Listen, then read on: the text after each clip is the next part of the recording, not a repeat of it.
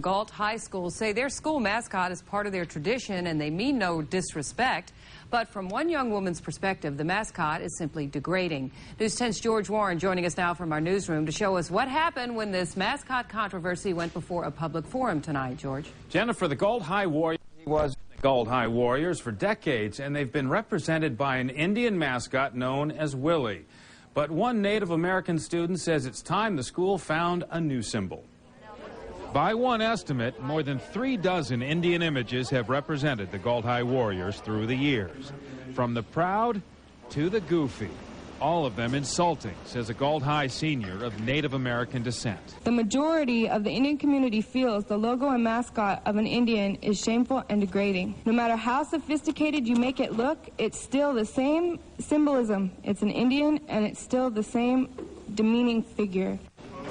The crowd that packed the Galt High Auditorium to hear the objection raised by Shamise Pink seemed reluctant to give up part of the school's heritage. The name Galt High Warriors means something.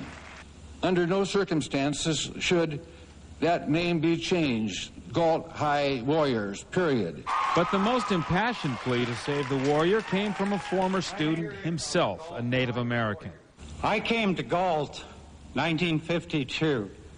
Not proud to be an Indian. Galt and the Galt High Warriors gave me that faith. In the end, the Galt School Board voted to let the student body decide which symbol best represents their school. The young woman who started it all considered the vote at least a partial victory because she got this community to consider a change.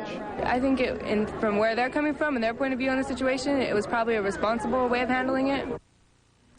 Well, there seems to be little interest in changing the actual warrior name associated with Galt High School. Native Americans supporting a change would apparently be satisfied if the school would simply drop the Indian image.